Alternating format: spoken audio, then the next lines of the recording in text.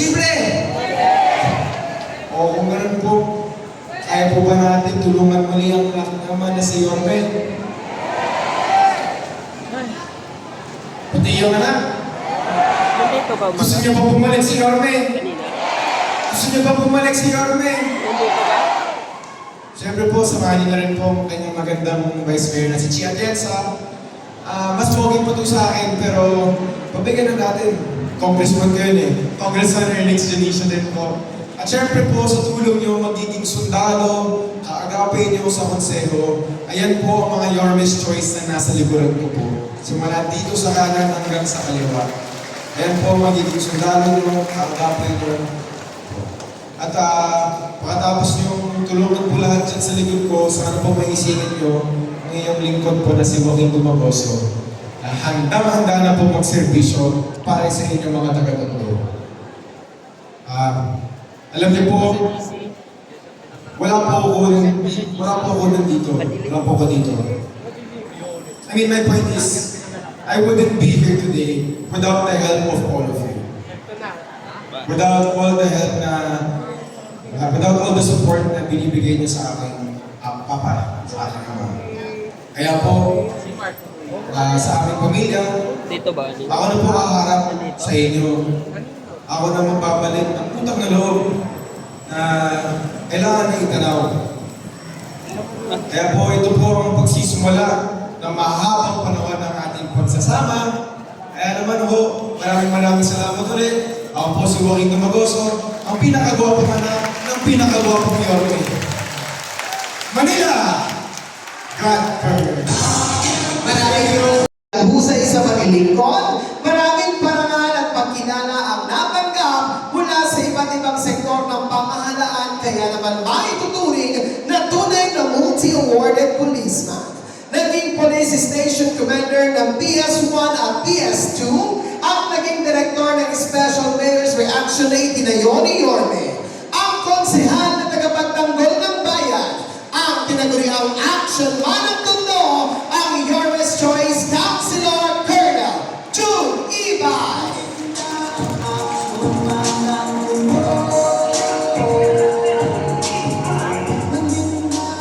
Hello po mga lolo't lola! Ayan, nakita ko si Chairman Maramon, no? Pinakamaganda. Ibang chairman na nandito, magandang hapon po. Isang A nga dyan! Mga taga-balot, eh! Ano, tatawagin ko ha. Mga taga-Rodriguez, isang A! Rodriguez. San Rafael, isang A! Pahina na pahina. Oh, San Rafael. Pwede pa na. Pwede ka, isang A! O, buha. Mga taga-balot, isang A! Ayun. Kinigising ko lang po kayo. Kanina umaga po, habang may mga lolo at lola na nakasalubong ko dyan, isa yung nagtanong kung taga-Sando ba ako. Sabi ko, Picatondo po ako. Ako po, iniinti mong Picatondo. Pinanganak ako sa 347 Cristobal Street, Tondo, Manila. Ibig sabihin, Kamatrona. Tipikal na Picatondo, kung pinapanganak ako, ay nagiinuman yung mga tatay at ninong ko. Kaya sila naging ninong. So, ako po ay nagtapos sa Law School of MLQE. Alam niyo yung Law School? Mababang paaralan ng Manuel Quezon Elementary School. At kami po ay naging mag-classmate ni Yorme sa Tondo High School. Classmate ko po si Yorme Isko Moreno, na kung saan ako din po ay naging presidente ng alumni. Nung ako po ay presidente ng alumni, isa po sa naging project ko kung nadadaan kayo sa Tondo High School, yung elevator sa Tondo High School. Hangad namin na magamit ng mga senior citizen na teacher at mga PWD na estudyante. No? At kanina din, may nagtanong, maaga daw ako nag-retire. Sa ako po ay 50 anyos na. At almost kalahati ng buhay ko ay napunta sa serbisyo sa kapulisan. Ako po ay 28 years in service. Naaalala ko din yung lola't lola ko nung pumasok ako sa serbisyo. Alam niyo kung bakit? Yung lola ko ay isang hugmalahap at may kalmot siya dito, sabi, take lang. So, binigyan niya ako ng anting-anting, mga lola at lola. Ako naman, makakasayin ako sa Mindanao, dinala ko. Yung Latin, sabi niya, Latin eh. Dinagay ko sa wallet ko ngayon. Dumating yung time na nasa Mindanao na napalampa kami ng bakbakan. So, sabi ko, katapusan ko na yata to. Kailangan kong buksan yung binigay ng Latin ng lolo ko at anting-anting. Kasi magagamit ko daw yun sa oras ng bingit ng kamatayan. Binuksan ko, nakatiklop eh. Sabi ko, eto pag-asa ko, maliligtas ako. Nakalagay doon, Apo, tumakbo ka na, hindi mo kaya kalaban mo. So, bumalik ako ng tondo. Pagbalik ko, Lolo, ano ba itong binigay mo sa akin? O di ba tika yung lola mo, ito yung kalmot sa akin. So, ganun po yung buhay natin sa tondo eh. Ako po bilang isang liitimong tiga-tondo, alam ko yung bawat pangyayari at mga kalagayan natin sa tondo. Kung naalala niyo po, una ko po ni Yorme, ako po ay tinalaga bilang Special Mayor's Action Team na kung saan doon po napakalagan tayo ng Presidential Lingkod ng Bayan Award. Pero 2017, nagkamit din po ako ng gold medal sa Best Program Foundation bilang outstanding Pilipino with gold medal and 1 million pesos. Sa panahon naman po yun ni PRRD. No? So, tandaan po ba yung serial killer sa Rodriguez sa NEPA? Tandaan niyo yun? Na kung saan parang naging ghost town yung Rodriguez. Yung ibang mga kapitbahay natin natakot. Ako po yung nakasolve doon. Ako po yung nakahuli noon. Alam niyo, nahuli natin yung bata. Ayan, saksi po si Chairwoman. Sumakay kami sa bansa nila. Tumawid kami kasama namin si dating Chairman Dumaga. Dinayo namin yung Caloocan. Alam niyo, yung bata, 19 years old. Hindi paniniwalaan na siya yung gunman. Kasi typical na magnanakaw siya ng kinela sa lugar nila. Nung nakatikim na, ayun na, namarin ng namarin. So, ngayon po, hanap lang namin, bilang sa Yorme's Choice, ang kapayapaan ng bawat isa. Sa totoo lang po, nakakatakot na lumabas ng bahay ngayon. Totoo po ba? Totoo po ba nakakatakot na lumabas ng bahay ngayon? Opo, kahapon lang lumabas ako ng bahay, 1,000 yung pera ko, pagbalik ko 20 pesos na lang.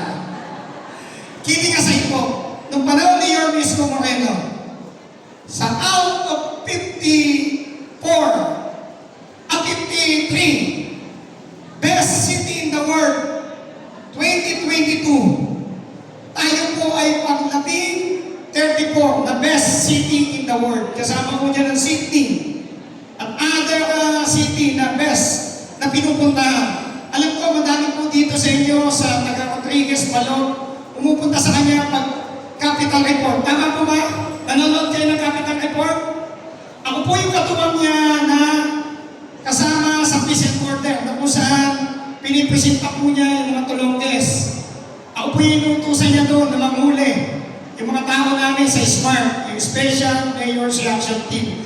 Na kung saan ng pandemic, kasama niyo din po kami na nagbantay sa inyo ng pandemic. First lockdown sa Tondo. Ako po yung inatasan din kasama sa SIPG na nag-design ng lockdown. Na kung saan ang isip po ni Yorme, yung 3 days sa lockdown, lahat po kayo binigyan ng food pack. Kasama po ang SMART sa pagbabagon. So, nung panahon po na ako ang station commander ng UNO, tandaan niyo po ba na ako yung station commander ng UNO? Mga lolot ko na. Tinayo ko po yung baton. Ilan yung member ng baton dito? Ayan, si Kagawad. So, tinayo ko po yung baton. Nang makikipagdahil sa mga pagkakaitanan natin na kung saan nakita ko din kung may serial killer, sila mismo, katuwang ng mga kagawad, chairman, na nagpantay sa inyo, buwis buhay sila ng time na yun. Kaya po, nilingon ko sila. So, nung pong panahon ko sa Station 1, sa 7 month na inupo ko bilang station commander ng Station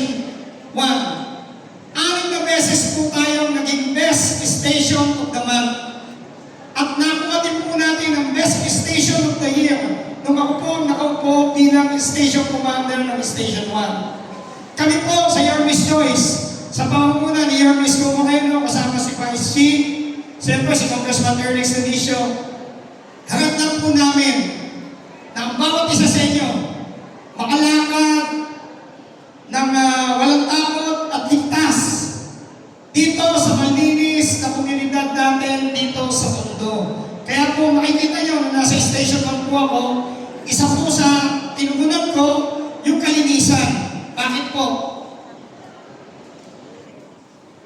Cleanliness is second to godliness. Tama po kayo. Thank you, Lola. So yun po yun eh. Mapunta tayo sa Taguig, malinis. Piling natin safe tayo. Kami po, may tatlong gusto na kaming ligunin if ever natutulungan nyo kami. Siyempre, ang peace and order. Pangalawa po, ako po, kasama si Kailan Mabansay, kami po yung nagtayo ng balak kung saan nagtayo din po kami ng Kokoto. Na kung saan tugunan ang kayakapan sa mga kapitbahay natin sa mundo. Meron po kami tinayong Kokoto. Yung Kokoto po, pwede kayong mangyaram ng alagang puhunan at sa maliit na tubo, pwede yung ibalik yung puhunan na yun. Siyempre, as a member, equal din po kayo. Yung sa katutukan po, in 2 years, tutugunan po namin na maging multi-purpose yung Kokoto na kung saan makabili tayo ng less 12% back sa pangunahing pangangailangan natin katulad ng mga bigas, dilata. So muli, ako po si Colonel Jun Ibay, kasama ang Your Miss Joyce. Hangat lang po namin na maging boses nyo sa konseho at ako din po bilang Colonel Jun Ibay, naniniwala na ang serbisyo wala sa politiko, wala sa posisyon, o hindi sa action po. Muli, Colonel Jun Ibay po ang iyong action man. Sabay-sabay po natin sigaw, Manila! Salamat!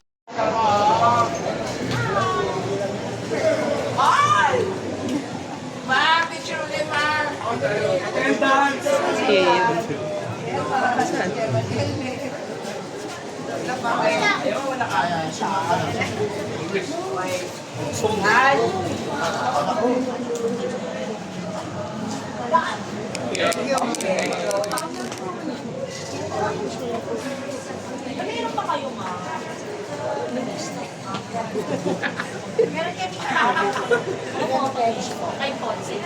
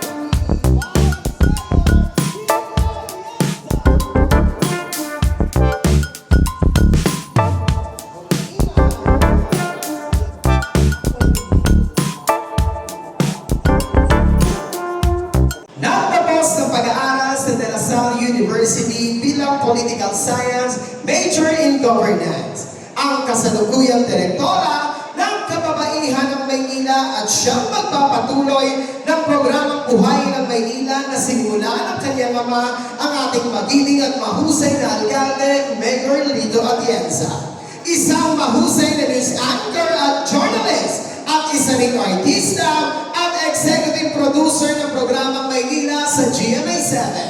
Ang napili katuwang niya sa muling pagbalik ng gloria at tingin ng ating lungsod. Palakpakan po natin ang aming Your Best Choice, ang bagong liwanag ng Maynila, Vice Mayor G. Atienza.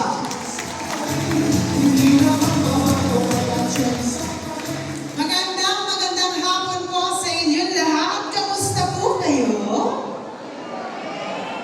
Ako po si Chi Atienza, ang bunsong anak ng dating puting Mayor Lito Atienza. Ako rin po ang direktora ng Kababaihan ng Maynila, isang organisasyon na binuo ng aking mga magulang 40 years ago. Kung meron bang mga original members dito ng Kababaihan ng Maynila, naaalala niyo po ba na merong isang maliit na matabang bata na nasa likuran ng aking ina nung ito'y nag-uumpisa? Ako po yun. Hindi ko aakalain ako pala magpapatuloy ng mga nasimula nila. Pero kagaya po ng aking kapatid na si Kuya Kim, kilala niyo po yun? Tayo-tayo lang naman. Yung totoo po hindi ko kayo isusumbong. Sino po ang mas gwapo? Si Kuya Kim o si Ali? Hindi ko po sasabihin kay Kuya Kim. Pero kagaya po na aking kapatid na si Kuya Kim, ako rin po ay nasa telebisyon bilang isang broadcast journalist. Ngunit sa totoo lang po, ang pangarap ko sa aking buhay nung ako'y bata pa ay maging isang misyonaryo. Ngunit hindi po yun na isang katuparan. Kaya binitbit ko na lang ang puso ng misyonaryo kung saan bang karera niya ako dinala. At nung ako ay naging isang broadcast journalist for 7 years, ginawa ko pong misyon na kunin ang kwento ng mga kababayan natin na pag-iwanan sa laylayan ng lipunan at dinala ko po ang kanilang hinagin sa aking programa. Ngunit sa totoo lang po, pag-ikot ko dito sa Tondo, nakita ko, hindi pala kailangan lumayo dahil ang ating mga kababayan na merong hinaing minsan nasa barangay nyo. Minsan nga, kayo mismo yun. Minsan meron kayong isang maliit na hiling sa gobyerno na alam naman natin kayang masolusyonan. Ngunit, nakita ko na kahit ano pala ang iiyak natin, kung ang gobyerno ay hindi po marunong makinig sa tao, ika nga ni Yorme, pa rin para tayong lahat. Kaya nung tinanong niya ako kung maaari niya ako maging katambal, ang inisip ko, hindi na lamang ako magiging boses at may magagawa na rin ako. Pero bago ko po binigay ang aking oo sa kanya, tinignan ko muna kung pareho kami klasan ko sa paglilibot dito sa Maynila. Nakita ko ang mga nanay at tatay. Mahal na mahal niyo si Yorme. Tama po ba ako? Ngayon lang po ako nakita ng senior citizen ng 10 taon ang hindi tumatayo at nakasakay sa kanyang wheelchair. Nung makita si Yorme, bigla na lang tumayo at tumalon at sumigaw na, bumalik ka na. Sabi ko, marunong gumawa ng himala si Yorme. At nalaman ko rin, kayo pala mismo ang nagtatanggol kay Yorme pag meron paratang na binabato sa kanya ang kabilang kampo. Kaya sabi ko, bakit ba mahal na mahal niya si Yorme? Nalaman ko, nung siya ay alkalde ng Maynila, kumakatok ang gatas na ensure sa inyong mga bahay. Tama po ba ako? Ngunit napalitan daw ang gatas na ensure, naging stick-o daw po ito. Tama po ba? Naalala niyo po ba tuwing kaarawan ninyo, may malaking cake kayong nakukuha mula kay Yorme. Napalitan nga daw po ngayon ng cupcake.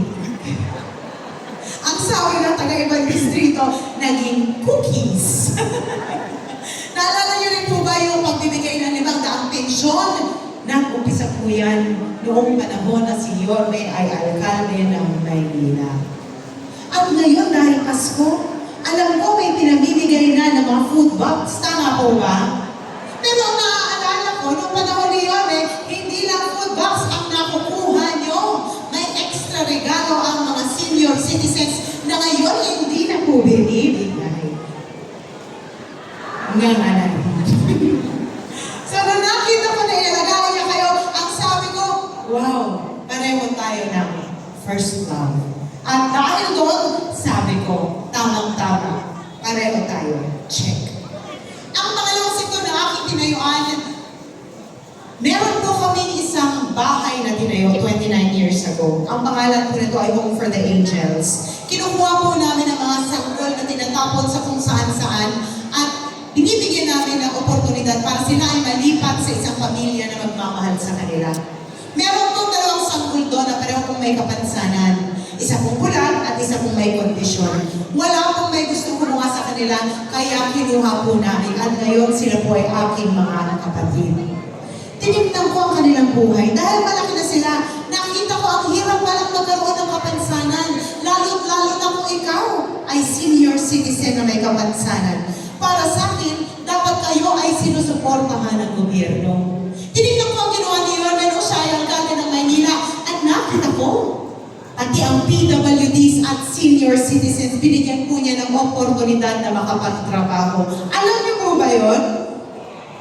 Dahil sa job inclusivity, ang maaari mong magtrabaho ang mga senior citizens at PWDs. Ang sabi ko, pareho pa rin tayo. Ang pangatlong sektor na aking tinayuan, kung si Yorme ay proud na batang tondo, anak niyo po si Yorme, tama po ba? Ako po ay anak ng Bukid. Alam niyo po kung saan yun? San Andres, Bukid, Manila! Marami po mga Muslim sa aming barangay at dahil doon sila po ay aking tinayuan rin at ipinaglaban ang kanilang mga hinaing. Tinignan ko ang ginawa ni Yorme Oshaya, alkalde ng Maynila at nakita ko, pati ang Muslim community, inalagaan at minahal niya. Siya lang po ang alkalde na nakapagpagawa ng Islamic Cemetery at Manila Muslim Affairs. Ang galing di po ba? Sabi ko lahat na lang ng mahal ko, mahal mo rin. Kaya mahirap kayo makita. Okay lang po kung dito ako. Mas gusto ko kasama kayo. Ang layo ko dun eh. Okay lang po. Nung ako po ay nag-aaral ng kolehiyo 25 years ago. 25 years ago po ako nag-college. Kaya ko kailangan sabihin yun. Dahil ang akala po ng iba, 25 years old lang po ako. Matanda na po ako. 43 years old na po ako. May tatlo na po akong anak at halos 20 taon na po akong may asawa. Tay, hindi na po ako dalaga. Dalaga po ako. Hindi yun ang totoong kwento ko. Ang kwento ko, nung ako'y nag-aaral ng kolehiyo sa De La Salle University, na ang kurso kong kinuha ay Political Science, Major in Governance. Ang alkalde ng Maynilano na yung aking ama. At sinabi niya sa akin, kailangan ko daw maghanap ng trabaho dahil ako na raw ang mababayad ng lahat ng pangangailangan ko. Buti na lang at na-discover po ako ng ABS-CBN. Naging artista po ako noon. Working student. Kilala niyo po si Heart Evangelista? Sikat po si Heart, di po ba? Sikat po ba si Heart? Ako hindi sumikat. Pero okay lang. Dahil para sa akin, kaya ako pinadaan ng Panginoon doon para malaman ko ang kalagayan ng mga LGBTQ+ community. Nakita ko hindi rin po patas ang kanilang panlaban. Meron pa rin pong diskriminasyon. At dahil doon, sinigaw ko po ang kanilang hinaing sa aking programa. Tinignan ko kung minahal din ni Yorme ang LGBTQ+ community. At nakita ko, pati ang LGBTQ+ community, inalagaan niya at ginahal niya. May grupo nga po siyang Bedsheets of Manila. Kaya sabi ko, Diyos ko, lahat na lang ng mahal ko, lahat ng pinaglaban ko, inalagaan mo ng alkalde ka ng Maynila. Sabi ko, nahanap ko na yata ang soulmate ko sa public service. At dahil doon, binigay ko po ang aking matamis na oo. Ang sabi ko, papayag akong maging katambal mo. Pero kailangan, sagutin mo muna ang katanungan ko. Sabi ko sa lahat ng pwede mong binili vice alkalde, ang dami naman may gusto maging vice alkalde ni Yorme, ang dami pong nag-a-apply. Pakiramdam ko kahit sino ang tanungin ko ngayon dito, papayag eh. Ay, payag po ba kayo maging vice alkalde ni Yorme? At yung si Toy, hindi na nag-isip, opo. Galing tatay! Vice Mayor! Ano sinabi ko? Bakit ba ako ang pinili mo? Ang sagot po niya, dahil kilala kita bata ka pa lang. Nakapagtapos ka ng Political Science, Major in Governance. panahon na iyong ama ay alkalde ng Maynila. Maaari ka naman pumasok sa mundo ng politika, ngunit sa halip pinili mong maging isang misyonaryo. Isinigaw mo ang hinaing ng mga kabataan nung ikaw ay bata pa. Isinigaw mo ang boses ng mga ina nung ikaw ay naging ina. At isinigaw mo ang boses ng ating mga kababayan na napag-iwanan sa laylayan ng iyong pagpuna nung ikaw ay naging broadcast journalist. At dahil doon, sabi niya, ang gusto kong katambal ay isang tao na marunong makinig at may puso para sa mga manilenyo. At dahil ako rin po ang direktora ng kababaihan ng Maynila, 40 years po namin sinusulong ang livelihood training para sa mga manilenyo na gustong matutong tumayo sa kanilang mga paa. Sa paglilingkod ko dito sa Tondo, ang sakit po sa puso na makita ang mga lolo at lola na hanggang sa kanilang edad, hinahayaan nilang maluto ang kanilang mga katawan sa ilalim ng init ng araw at ng ulan para lang mag-uwi ng kakapiranggot na pera para masuportahan ang kanilang mga pamilya. Para sa akin, dapat ang gobyerno inaalagaan, inaalalayan at kahit kailanman hindi sila dapat sinasaktan. At ang ating mga kababayan na nawalan ng pag-asa sa buhay dahil sa hirap na tinamasa nila, dapat mabuhay muli ang pag-asa sa pamamagitan ng livelihood. At nung sinabi sa akin ni Yorme na susuportahan niya ang livelihood para sa mga manilenyo, ang sagot ko po sa kanya, ipaglalaban kita hanggang sa dulo ng mundo dahil naniniwala ako na ikaw ang karapat-dapat na alkalde dito sa lungsod ng Maynila.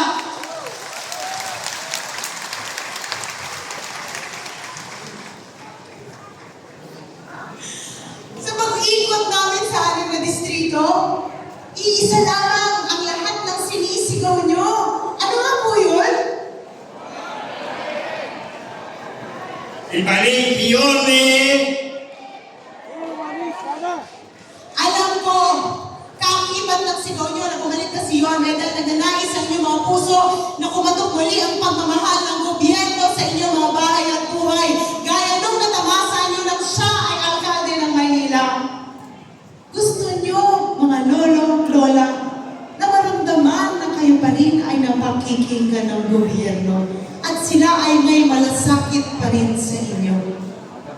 Alam ko rin na ninanais nyo na sa nalalabing taon na nandito kayo sa mundong ibabaw, gusto nyo maramdaman ang pag-aarugan ng isang gobyerno na nakikita ang inyong mga puso at hinaing. At kung balang araw, lilisanin nyo ang mundong ibabaw. Alam ko gusto nyo mag-iwan ng isang gobyerno na magiging mas maganda pa sa gobyerno na nasilayan nyo para sa inyong mga anak at mga apo. Huwag po kayong mag-alala. Dahil babalik na po si Yorme Isko Moreno Tumagoso.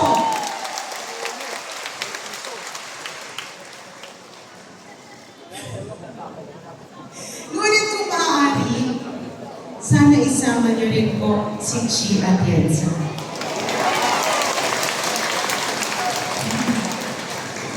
Ang trabaho po ng vice alcalde ay maging presiding officer, maging ina ng konseho, gumawa ng mga batas, polisiya, programa na dapat angkop sa pangangailangan niyo.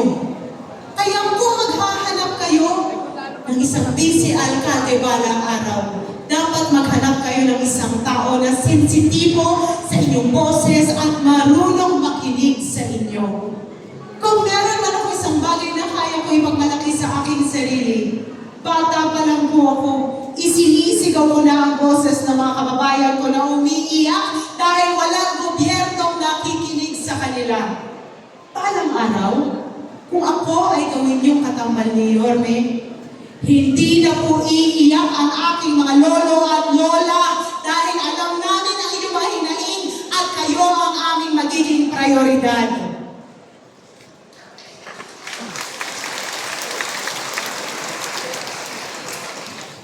Marami pong mga programa at polisiyang pinalitan ng administrasyon ngayon sa pamumuno ng kanilang vice alcalde.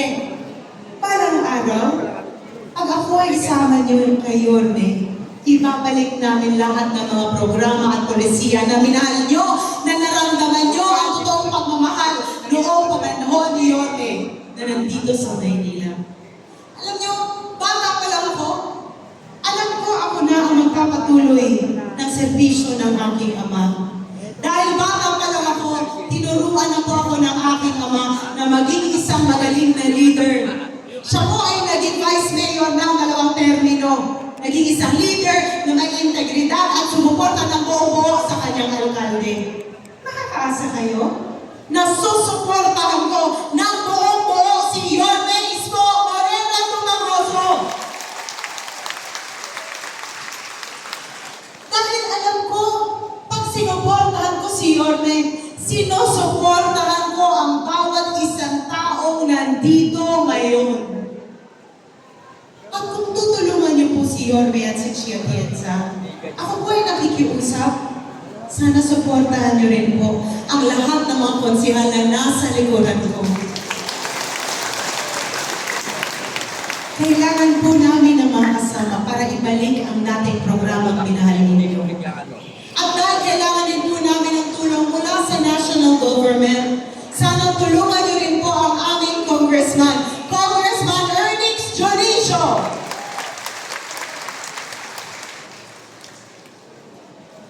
At dahil bago ko umalis sa kahit na anong distrito, hindi po ako umaalis nang hindi nag-iiwan ng alaala. Dahil ang maalala nila ay ang aking mukha. Ang mukha, pumapangit. Ang mukha, nagbabago. Ang mukha, hindi naaasahan. Ngunit ang puso, kaya niyo pong hawakan at maaasahan. Pwede niyo po makiuwi ang aking puso ngayong araw? Pwede mo po ba kayong awitan? Dahil ang laman po ng awitin ko, ito po ang gusto kong alingaw-ngaw hanggang pag-uwi ninyo ngayong araw. Para sa inyo po ito.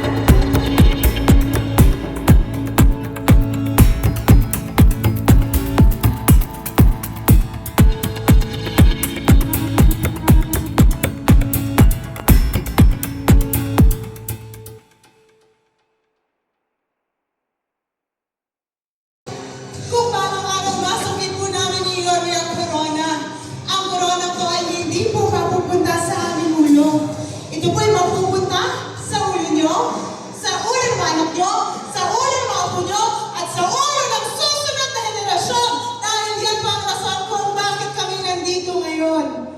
Para sa inyo at para sa Panginoon. Kaya, Manila, God first. Mahal na mahal na mahal na mahal namin.